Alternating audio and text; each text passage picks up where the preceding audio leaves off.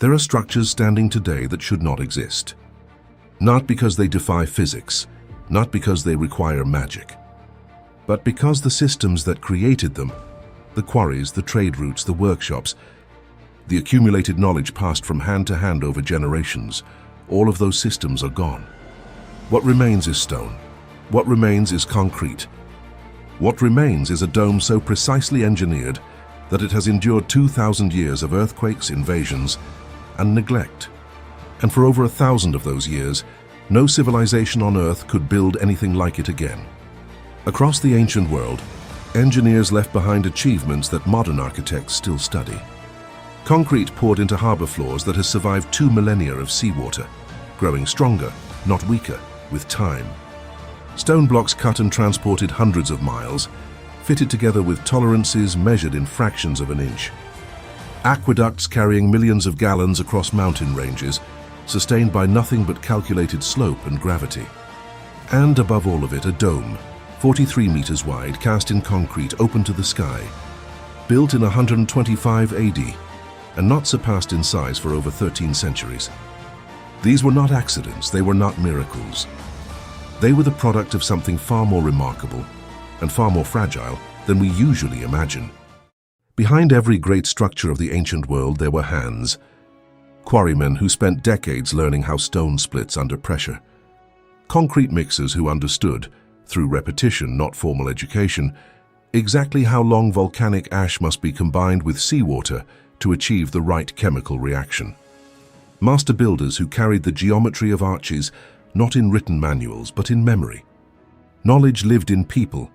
It was passed through apprenticeship, father to son, master to apprentice, workshop to workshop, across generations. This made it powerful, and it made it almost impossible to preserve. We tend to think of technology as an invention, a discovery, a moment when one person understood something that had not been understood before. But ancient engineering was not that. It was an ecosystem. It required specific volcanic ash from specific quarries in central Italy. It required timber from forests near the coast, timber that could be transported by river to construction sites 100 miles away. It required tax revenue flowing into imperial treasuries, which funded logistics networks capable of moving 10,000-ton blocks from Egyptian quarries to Roman shores. Remove any part of that system, and the technology stops working. Not because the knowledge is lost, but because the infrastructure that makes the knowledge usable no longer exists. Roman concrete was not remarkable because Romans were smarter than us. It was remarkable because Roman engineers identified a specific material, pozzolana, a volcanic ash found near the town of Pozzuoli on the Bay of Naples, and understood through centuries of empirical testing how it behaved in water. When mixed with seawater and lime, pozzolana does not simply harden. It undergoes a chemical transformation, forming crystalline structures that grow stronger under pressure, that seal their own microscopic cracks, that bond with rock rather than merely sitting beside it. Modern structural engineers did not fully understand the chemistry until the 21st century. Roman engineers understood the behavior 2,000 years earlier, not through chemistry, but through observation, trial, and accumulated craft knowledge that survived as long as the Roman state survived. On construction sites across the Roman Empire, the process was the same. Lime was slaked in large stone basins. Volcanic ash was measured by volume. Specific ratios learned through practice, not formula. Seawater was added, and the mixture was turned by hand with wooden paddles in shallow troughs lined with tile. The work was physical. The result was chemical. And the knowledge that connected those two facts existed nowhere in writing. It lived only in the hands of the workers who repeated it and in the minds of the foremen who supervised them. When those workers disappeared, the formula disappeared with them. Engineering in the ancient world began long before the first stone was laid. It began in the quarries. In Egypt, in Greece, in the mountains above Rome, teams of stonecutters identified individual blocks years before they were needed. They mapped the grain of the rock, the fault lines, the natural seams where stone would yield to iron wedges without shattering. To extract a block weighing 300 tons from a living cliff required knowledge accumulated over decades. knowledge of the mountain itself, of seasonal water movement, of the way heat and cold expanded and contracted the rock. The quarry was not simply a source of material, it was the first stage of engineering, and it required specialists who could not be trained quickly and could not be replaced easily. The stonecutters' tools were simple: iron chisels, wooden mallets, copper saws loaded with abrasive sand. What was not simple was the judgment required to use them. A cut made in the wrong direction could destroy a block that had taken months to isolate. A too deep channel could cause a fracture that rendered a year's work useless. This precision came from repetition, from failure, from masters who had made every mistake possible and learned from each one. It was knowledge that could not be written down, because the words to describe it had not been invented yet. Once quarried, the material had to move. Rome's roads, 50,000 miles of them, were engineered specifically for military movement and the transport of heavy cargo. Rivers were used where roads could not. The Nile carried granite obelisks from Aswan to the Mediterranean. The Tiber brought marble from Carrara to the heart of Rome. The Mediterranean itself became a logistical artery, with cargo vessels moving millions of tons of material every year between quarries, workshops, and construction sites. All of this required coordination at a scale that only an imperial state could manage. Tax revenue, port infrastructure, navigation charts, standardized weights and measures. Harbor cranes capable of lifting loads too heavy for any human team. The movement of stone was not just engineering, it was economics, and it depended entirely on a state strong enough to finance it. In the harbor at Ostia, Rome's principal port, the docks never slept. Ships from Carthage carried grain, ships from Spain carried silver, ships from Egypt carried papyrus and glass and marble cut to specification. Stevedores worked by torchlight. Cranes operated on wooden gears, driven by men walking in treadwheels. The harbor itself was built with the same Roman concrete, poured underwater in wooden forms, hardening silently against the seabed, that would eventually outlast the empire that built it. Even today, 2,000 years later, the concrete pilings of Roman harbors still stand. The logistics network they supported vanished within 3 centuries. In Rome, on the left bank of the Tiber, there is a building that has been in continuous use for nearly 2,000 years. The Pantheon, built under the Emperor Hadrian, completed around 125 AD. Its portico faces a public square that Romans, medieval pilgrims, and modern tourists have all crossed for 20 centuries. The dome rises 43 meters from floor to oculus. Its diameter equals its height. At its peak, an open eye, the oculus, and 9 meters wide, admits a shaft of light that moves across the interior like a slow sundial. When it was built, it was the largest dome in the world. For the next 1,300 years, it would remain so. The Pantheon's dome was not cast from a single formula. As the structure rises, the concrete changes.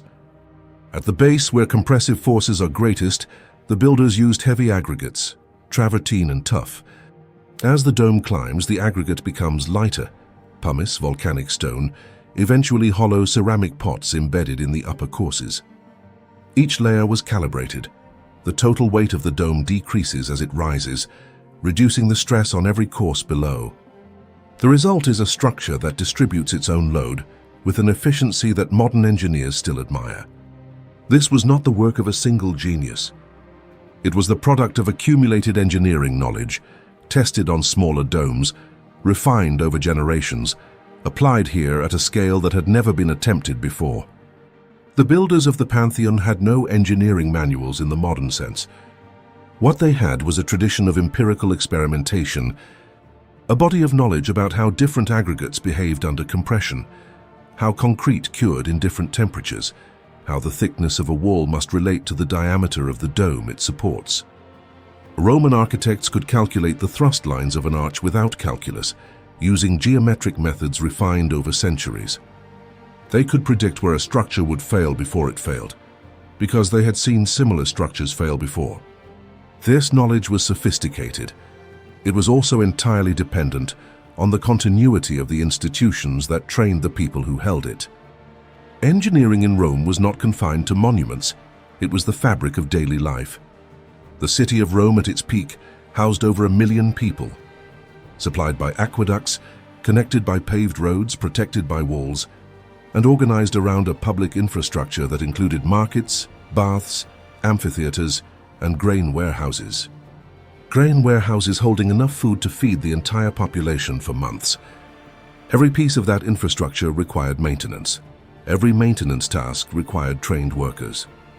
Every trained worker was part of a network of specialized knowledge that kept the city alive. It was a system so embedded in daily life that almost no one stopped to document it. Why write down what everyone already knew? The Roman Empire at its height encompassed 45 million people, from Scotland to Mesopotamia, from the Rhine to the Sahara. Sustaining an empire of that scale required constant extraction: grain from Egypt, silver from Spain, timber from the forests of the Rhine Valley, volcanic ash from the hills above Naples. Revenue flowed inward through taxation, tolls, and tribute. Materials flowed outward through roads and rivers and merchant ships. The engineering achievements of Rome were not separate from this economic machinery. They were its product. The Pantheon was built because Rome could afford to build it, because an imperial taxation system extracted enough surplus to fund both the materials and the labor. But systems built on extraction are always one crisis away from fragmentation. The cracks appeared slowly. In the 3rd century AD, the Roman Empire entered a period of sustained political instability. 26 emperors in 50 years, many of them assassinated or killed in civil wars. Tax revenues collapsed as armies fought each other instead of collecting tribute. Frontier defenses weakened. Trade routes that had operated without interruption for centuries became unsafe. The great building projects slowed, not because Rome lacked the knowledge, but because Rome could no longer afford to mobilize the materials. Workshops that had operated for generations began to close. Quarries that had supplied the empire for centuries fell silent. As political authority fragmented, so did the economic system it had sustained.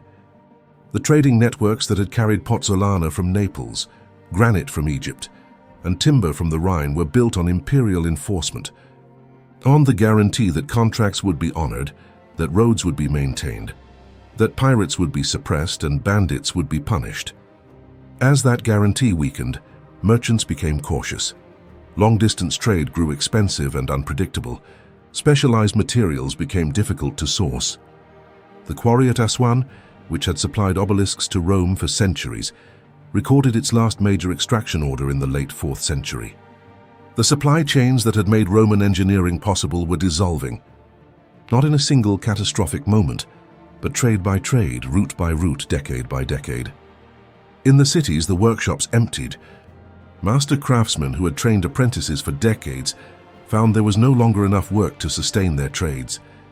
Construction demand had collapsed. The great building projects that had once employed thousands of skilled workers were not being replaced. A generation of stonecutters, concrete mixers, and structural engineers retired without training successors. The knowledge did not disappear in a fire. There was no single moment of catastrophic forgetting. Fate simply stopped being transmitted because the economic conditions that had made it valuable no longer existed. Empty workshops, unmaintained tools, masters who died with their knowledge intact and no one left to receive it. By the 5th and 6th centuries, the population of Rome itself had collapsed. A city that had housed 1 million people at its height now sheltered perhaps 50,000. The great aqueducts, cut during sieges, left unrepaired, carried no water. The forums were silent. The public baths, the grain warehouses, the administrative buildings that had required constant maintenance by skilled workers were slowly being reclaimed by vegetation. Across the former empire, city populations fell by between 50 and 90%. Entire urban economies disappeared. And with them disappeared the market for specialized labor, the demand that had sustained the knowledge networks of ancient engineering. Without cities, there was no reason to build at scale. And without building at scale, there was no reason to maintain the knowledge required to do so. The structures that survived did so not because they were maintained, but because they were too large to demolish. The Colosseum became a quarry. Its travertine was pried loose and burned for lime. The marble seats were carted away for building materials. The iron clamps that had held the structure together were extracted, leaving thousands of holes visible in the stone today, and melted down. People lived inside the Pantheon, goats sheltered in the apse of basilicas. Medieval villages grew up in the shadows of amphitheaters. Using the ancient walls as foundations for homes, their builders could not have constructed themselves. They lived among the evidence of a capability they no longer possessed. What followed was not the Dark Ages in the way that phrase is sometimes used, implying savagery or ignorance. The people of post-Roman Europe were not less intelligent than their predecessors. They were farmers, soldiers, monks, merchants, people managing the practical demands of life in smaller, more fragmented societies. But they did not have the resources to build at Roman scale. And without the practice of building at that scale, the knowledge of how to do so faded from the collective memory of human civilization. 1,000 years would pass before a dome larger than the Pantheon was raised anywhere on Earth. Medieval builders were skilled craftsmen. The great Gothic cathedrals of Europe, Chartres, Reims, Cologne, represent genuine engineering achievements. Flying buttresses, pointed arches, stained glass windows covering entire walls. These were not primitive constructions. They required sophisticated understanding of structural forces and material properties. But they were built with timber falsework that had to be constructed before the stone could be placed. They relied on mass, thick walls absorbing compressive forces, rather than the elegant compression engineering of Roman concrete domes. And they took generations to complete. The builders of Chartres did not know how to pour a self-supporting concrete dome. That knowledge had not been passed to them. They solved the same problems their predecessors had solved, but with different tools and different answers, because the original answers were gone. Consider the numbers plainly. The Pantheon's dome, 43 meters in diameter, completed in 125 AD. The next dome to exceed that span, the Florence Cathedral, designed by Brunelleschi, was not completed until 1436 AD, 1311 years later. In the intervening 13 centuries, human beings had not stopped building. They had built thousands of churches, palaces, fortresses, and cathedrals. They had developed new architectural styles and solved new engineering problems. They simply could not replicate one specific capability, the ability to cast a self-supporting concrete dome at that scale, because the ecosystem that had produced that capability no longer existed. In the early 21st century, a team of researchers at the University of California, Berkeley, began analyzing samples of Roman marine concrete extracted from harbor structures across the Mediterranean. What they found surprised them. Roman concrete did not merely resist seawater, it actively responded to it. The seawater triggered a slow chemical reaction in the volcanic ash, forming new mineral crystals within the structure of the concrete, a mineral called tobermorite that grew into microscopic cracks and sealed them from within.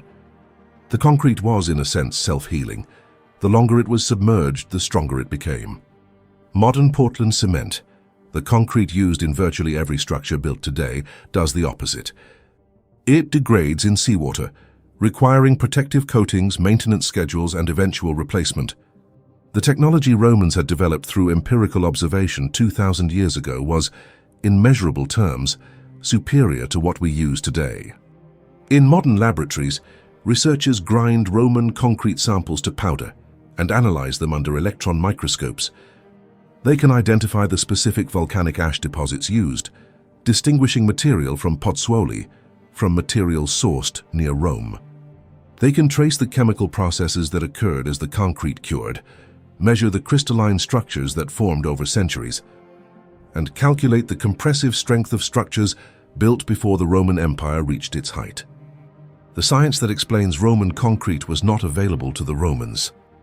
They did not have chemistry. They did not have microscopes. They had something different. Thousands of hours of observation recorded in the form of professional practice rather than academic knowledge. It took modern science 2,000 years to understand what Roman craftsmen knew by feel. The disappearance of Roman engineering technology teaches something that goes beyond history. Knowledge, even sophisticated, effective, empirically validated knowledge, does not survive on its own. It requires infrastructure. It requires the economic conditions that make practice possible. It requires institutions that transmit accumulated understanding from one generation to the next. When those conditions disappear, knowledge disappears with them. Not in a dramatic collapse, not in a fire or a conquest, but quietly across generations, as the last practitioners age, as the last workshops close, as the last apprentices find other trades. Civilization is not just a collection of ideas, it is a system for transmitting them. We tend to assume that progress is irreversible, that knowledge once gained cannot be lost. The evidence of the ancient world suggests otherwise. Supply chains, specialized labor markets, institutional continuity, economic stability, these are not merely conditions for applying technology, they are preconditions for preserving it. Remove them, and even the most impressive achievements of human ingenuity can fade from collective memory within a few generations. The same forces that enabled Roman engineering, interconnected systems, specialized knowledge, sustained investment, are the same forces that sustain complex technology today. The systems are different. The dependency is identical. What we build is only as durable as the systems that allow us to build it. The Pantheon stands today as it has stood for 19 centuries. Its concrete has not been repaired. Its dome has not been reinforced. The oculus at its crown still admits the same shaft of light that fell on Roman senators, on medieval pilgrims, on Renaissance painters who came to study what they could not reproduce. It is a monument not just to engineering, but to the system that made engineering possible. A system of quarries and trade routes, of apprentices and masters, of imperial logistics and accumulated craft knowledge, that sustained one of the longest continuous technological traditions in human history, and then vanished. We sometimes imagine that history moves in a straight line, but civilizations do not only invent technologies, they also forget them. And quietly, some of humanity's greatest achievements continue to stand as echoes of systems that no longer exist,